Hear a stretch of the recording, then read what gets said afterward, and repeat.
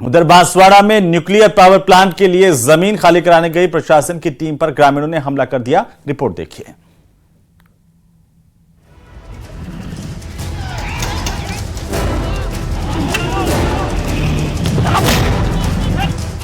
Nuclear plant पर क्यों छिड़ी रार? ग्रामीणों पुलिस में क्यों बढ़ी तकरार? बांसवाड़ा के छोटी सरवन में हुआ बवाल।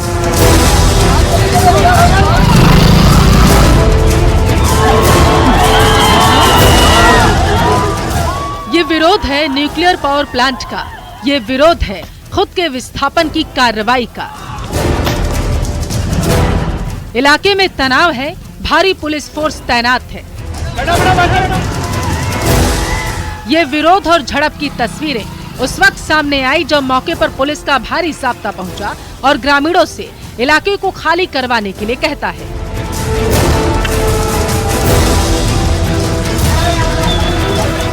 इतने में ही पुलिस और लोगों के बीच टकराव हो जाता है और देखते ही देखते ग्रामीणों ने पुलिस पर पथराव करना शुरू कर दिया। जवाब में पुलिस ने भी लोगों को खदेड़ने के लिए लाठीचार्ज किया और आंसू गैस के गोले छोड़े गए। इस बीच पथराव में एक पुलिसकर्मी भी घायल हो गया। चार दीवारी का काम चल रहा है जिसमें पुलिस प्रशासन भी गई थी। इसी में कुछ असामाजिक तत्व है जिनको प्रशासन की समझाइश के बाद भी नहीं है समझे तो उनको पाबंदी की कार्रवाई की जाती है। दरअसल बांसवाड़ा के छोटी सरवन में 2800 मेगावाट का न्यूक्लियर पावर प्लांट लगना है। यहां से लोगों को दूसरी जगह शिफ्ट किया जा रहा था।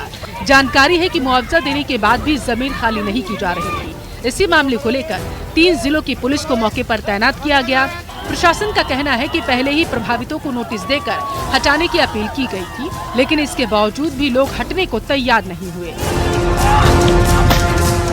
इस पावर प्लांट के निर्माण का काम सितंबर महीने में शुरू होना है, इसलिए विस्थापन की प्रक्रिया को जल्द ही पूरा भी किया जाना है। जबकि स्थानीय लोग ज्यादा मुआवजा देने की लगातार मांग कर रहे हैं और दूसरी जगह शिफ्ट होने से वो मना कर रहे हैं। ऐसे में प्रशासन को पुलिस की मदद से इन लोगों को शिफ्ट करने की कोशिश की जा रही, लेकिन ग्रामीण इसके विरोध में उतर गए और हाईवे पर जाम लगा दिया। कुछ जगह पे अभी भी खाली है, तो उस स्पेस को क्लोज करने के लिए चार दीवारी निर्माण के लिए एनपीसीएल ने मदद मांगी थी। उसी संबंध में पुलिस और एग्जीक्यूटिव मजिस्ट्रेट हमने लगाए थे और आज सुबह लगभग 10 बजे के आसपास उन्होंने निर्माण कार्य प्रारंभ किया। कुछ लोगों ने विरोध किया, विरोध को संभालने के लिए हमारी पुलिस फोर्स थी। वर्तमान में अभी स्थिति नियंत्रण में है, उनका जो निर्माण कार्य है वो ऑनगोइंग है।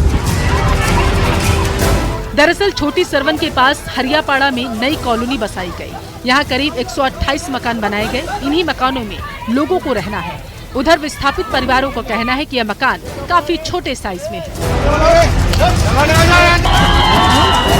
बांसवाड़ा से न्यूज़ 18 के लिए आकाश सेठिया की रिपोर्ट।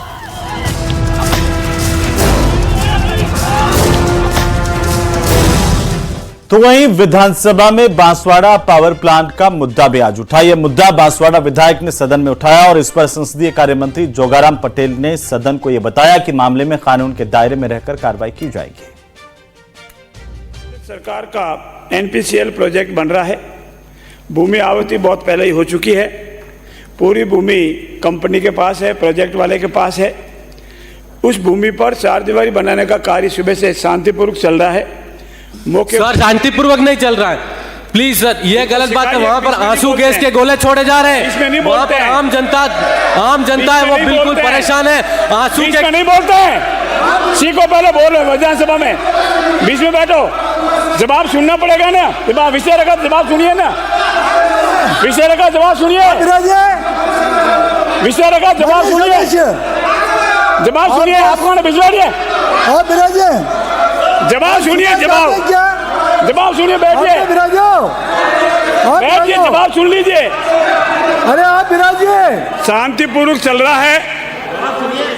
जो जमीन अवाब की तो सुन लो भाई, उसका मुआवजा दिया जा चुका है। मंत्री कुछ कह रहे हैं। घर जिन्होंने मांगे थे वो घर दिए जा चुके हैं कुछ कह रहे हैं। और मौके पर पूर्ण रूप से शांति है, कोई अव्यवस्था नहीं है। ये सिर्फ सनसनी पैदा करने के लिए गलत तथ्यों के साथ जानकारी दी गई है। इसके लिए हम नियमों के अनुसार इनके विरुद्ध कार्रवाई करेंगे। और चलिए अब बात कर लेते हैं प्रदेश में बारिश के साइड इफेक्ट की, क्योंकि आपकी टीवी स्क्रीन पर हम कुछ तस्वीरें दिखा रहे हैं, 4 अलग अलग तस्वीरें, जिसमें देखिए कि किस तरह से जो बीकानेर के कोलायत में भारी बारिश के बाद हालात बने। डूबी पटरियों से रेलगाड़ी गुजर रही है। नदी में कटान होने की वजह से रेल ट्रैक पूरा डूब गया है। रेलवे प्रशासन मालगाड़ी को पानी में डूबी पटरियों से निकालता हुआ दिखाई दे रहा है। दूसरी तस्वीर है डिप्टी सीएम प्रेमचंद बैरवा के निर्वाचन क्षेत्र दूदू जिले के फागी की, जहां पानी में फंसने के बाद रोडवेज बस खराब हो गई। इसके बाद 2 ट्रैक्टर बुलाए गए और बस को पानी से बाहर निकाला गया। तो तीसरी तस्वीर है पाली जिले के देसूरी में सोजत की, जहां पर उफनती केलवाज नदी को पार करते वक्त युवक बाइक समेत तेज बहाव में फंस गया है और इसे कड़ी मशक्कत के बाद हालांकि रेस्क्यू कर लिया गया। चौथी तस्वीर अजमेर के किशनगढ़ की, जहां पर भारी बारिश की वजह से पहाड़ी का ऊपरी हिस्सा देखते ही देखते दरक गया है, जिससे गांव के लोगों में दहशत का माहौल है। और अगर आप बारिश की वजह से परेशान हैं तो जयपुर से आई इस खबर को इग्नोर नहीं कर सकते। जी हां, मौसम विभाग ने बारिश पर बड़ी चेतावनी जारी की है। आखिरकार ये चेतावनी क्या है, इस रिपोर्ट में देखिए।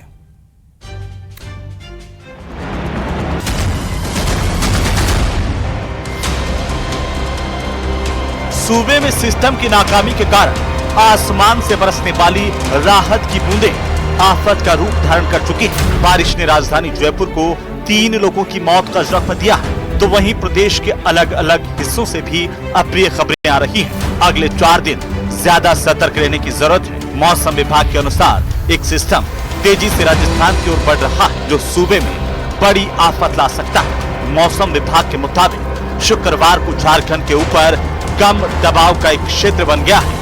इसके अगले 48 घंटों में और तीव्र होकर मध्य प्रदेश से होते हुए राजस्थान की ओर आगे बढ़ने की प्रबल संभावना है, जिससे दक्षिण पूर्वी राजस्थान के कुछ भागों में शनिवार को भारी बारिश हो सकती है। लो प्रेशर का सबसे ज्यादा असर 4 और 5 अगस्त को राज्य के दक्षिणी पूर्वी और पश्चिमी भागों में देखने को मिल सकता है। इस नए सिस्टम के असर से 3 अगस्त को ही दक्षिण पूर्वी राजस्थान के कई इलाकों में फिर से मानसून सक्रिय होगा, यानी कोटा उदयपुर संभाग के इलाकों में बारिश की गतिविधियों में बढ़ोतरी होगी। इस सिस्टम का सर्वाधिक असर 4 और 5 अगस्त को राजस्थान के अधिकांश भागों में रहेगा। इस दौरान उदयपुर कोटा संभाग में कहीं कहीं भारी से अत्यंत भारी बारिश, तो 1-2 स्थानों पर एक्सट्रीमली हेवी रेनफॉल भी 4 अगस्त को रिपोर्ट हो सकती है, यानी यहाँ पे कहीं 200 mm से ज्यादा रेनफॉल हो सकती है। मौसम विभाग के मुताबिक कोटा और उदयपुर संभाग में 4 अगस्त को कहीं कहीं भारी से अति भारी बारिश हो सकती है। मौसम विभाग ने 1-2 स्थानों पर अत्यंत भारी बारिश की संभावना जताई है और लोगों से जल भराव वाले स्थानों पर विशेष सावधानी बरतने की अपील की है। आम जन और जो किसान भाई हैं उनको ये सलाह दी जाती है कि खासकर तेज बारिश या जल भराव वाले स्थानों पर विशेष सावधानी बरतें। इसके अलावा जो नदी नाले या जो बरसाती नाले हैं उनके पुल पर यदि कोई तेज बारिश की रपट हो रही है या तेज पानी बह रहा है तो खासकर वाहन चालक विशेष सावधानी रखें। मौसम विभाग ने लोगों को आगाह कर दिया है। प्रशासन भी पूरी तैयारी का दावा कर रहा है, लेकिन कुदरत के आगे सभी दावे और वादे हवा हो जाते हैं। ऐसे में अगले 4 दिन अधिक सतर्क रहने की जरूरत है। न्यूज़ 18 राजस्थान के लिए जयपुर से सौरभ गृहस्थी की रिपोर्ट।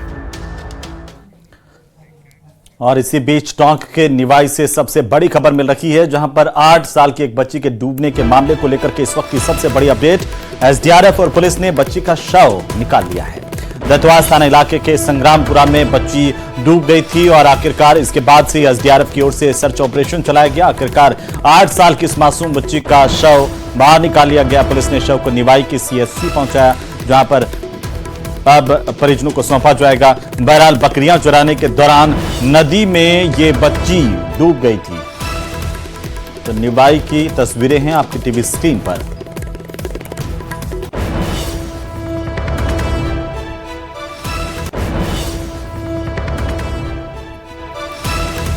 द टोंक के निवाई से ये बड़ी अपडेट है कि 8 साल की मासूम बच्ची के डूबने के मामले को लेकर के, जिसमें दुखद खबर है। बच्ची का शव बरामद किया गया है। एसडीआरएफ लगातार सर्च ऑपरेशन चला रही थी। यह बच्ची यहां पर जो है वो बकरियां चुराने के लिए गई थी, लेकिन नदी में इसी दौरान डूब गई।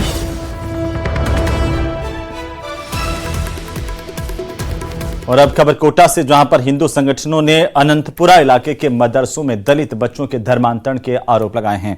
हिंदू संगठनों की ओर से संभागीय आयुक्त को ज्ञापन दिया गया और इस तरह के मदरसों की जांच करवाकर उन पर सख्त कार्रवाई की मांग की गई है। कार्रवाई नहीं होने पर हिंदू महापंचायत बुलाकर उग्र आंदोलन की चेतावनी भी दी गई है।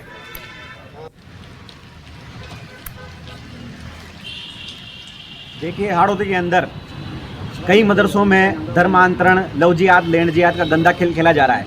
भारत विरोधी शिक्षा बच्चों को दी जा रही है और ये केवल मुस्लिम बच्चों को ही नहीं, हिंदू बच्चों को जबरन मदरसे में भर्ती कर कर उनका धर्मांतरण कराया जा रहा है। हम देखते हैं अनंतपुरा दारुल उलूम मदरसे में एक बच्ची को, जिसका नाम सकीना बेरवा हो जाता है और पिता का नाम लेखराज है, एक हिंदू बच्ची का नाम परिवर्तन करके उसको इस्लाम में कबूल करवा दिया जाता है। और केवल ये प्रकरण नाम परिवर्तन करने तक ही सीमित नहीं है। ये प्रकरण जो भी धर्मांतरण में जो गतिविधियां इस्लामिक द्वारा कराई जाती है, वो सारी गतिविधियां इन बच्चों के साथ हुई है। इनकी जांच होनी चाहिए। उधर झुंझुनू के चिड़ावा कस्बे में एक महिला के गले से सोने की चेन तोड़कर बदमाश फरार हो गए। चेन स्नेचिंग की वारदात दुकान के बाहर लगे सीसीटीवी कैमरे में कैद हुई है। घटना चिड़ावा कस्बे के पुरानी तहसील रोड इलाके की है। सीसीटीवी फुटेज के आधार पर पुलिस अब बदमाशों की तलाश कर रही है। बहरहाल ये तस्वीरें झुंझुनू के चिड़ावा की है, जहां पर बदमाशों के हौसले बुलंद हैं। ये करीब 5 बजे के आसपास मेरी सिस्टर यहाँ पे चिड़ावा बाके बिहारी जो शोरूम है उसके सामने सब्जी की दुकान पे सब्जी ले रही थी। तो उस वक्त 2 लड़के मोटरसाइकिल पे आए और चैन पीछे से खींच के ले गए। और चलिए अब एक रिपोर्ट उदयपुर के सज्जनगढ़ इलाके से, जहां पर एशियाटिक लॉयन का कुनबा कैसे बढ़ेगा, ये इस रिपोर्ट में देखिए।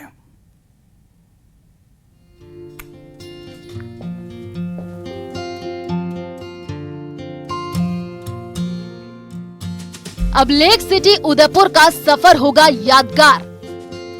सैर सपाटे के रोमांच को मिलेगा नया विस्तार। लॉयन सफारी में एशियाटिक लॉयन का जोड़ा आएगा नजर। एशियाटिक लॉयन का एक जोड़ा उदयपुर पहुंच गया है। इसमें मेल लॉयन का नाम सम्राट और फीमेल लॉयन का नाम सुनैना है। सम्राट 3 साल 7 महीने का है, जबकि सुनैना 3 साल की है। फिलहाल दोनों को अलग अलग रखा गया है और उन पर पूरी निगरानी रखी जा रही है। दोनों को 21 दिन तक क्वारंटाइन रखा जाएगा। खास बात यह है कि यह जोड़ा शकरबाग जू में ही जन्मा है। वाइल्ड लाइफ के प्रति लोगों के अंदर प्रेम भावना, उनके कंजर्वेशन, उनकी संपूर्ण जानकारी उन व्यक्तियों को प्राप्त हो सके जो टूरिस्ट आते हैं, देश विदेश से आते हैं, और यहाँ के लोगों को भी पूरी जानकारी हो सके कि वाइल्ड लाइफ के कंसेप्ट के बारे में हो सके। इसके लिए विभाग द्वारा लॉयन सफारी का काम शुरू किया गया है, जो कि अक्टूबर तक पूरा हो जाएगा। और उसके बाद सज्जनगढ़ क्षेत्र में वन विभाग 20 हेक्टेयर जंगल में लॉयन सफारी तैयार कर रहा है। बताते चले, उदयपुर के सज्जनगढ़ बायोलॉजिकल पार्क में अब तक 6 शेर थे। इनमें 3 नर और 3 मादा हैं। पार्क में 23 प्रकार के जीव मौजूद हैं। वन विभाग सज्जनगढ़ में 3.45 करोड़ की लागत से लॉयन सफारी बनवा रहा है। सफारी में 26 हेक्टेयर का एनक्लोजर होगा, जहां सभी 8 शेर शेरनियों को रखा जाएगा। दर्शकों के लिए डिस्प्ले एरिया भी रहेगा। प्रदेश में जयपुर के बाद ये दूसरी लॉयन सफारी होगी। आने वाले टाइम में जैसे अभी हमने एक मेल और फीमेल लेके आए हैं, इनकी संख्या, ये ब्रीडिंग करेंगे, इनकी संख्या बढ़ेगी और हमें दोनों लाभ होंगे। तो कंजर्वेशन भी होगा, साथ में आने सज्जनगढ़ बायोलॉजिकल पार्क में न सिर्फ एशियाटिक लॉयन की दहाड़ सुनी जा सकेगी, बल्कि गिर के बाद अब उदयपुर भी एक बड़ा सेंटर बन सकता है। वन विभाग की तैयारी है कि उदयपुर के इस सफारी क्षेत्र में आने वाले समय में लॉयन का कुनबा बढ़े, जिससे फॉरेस्ट टूरिज्म को बढ़ावा मिल सके। न्यूज़ 18 राजस्थान के लिए उदयपुर से कपिल शिमाली की रिपोर्ट।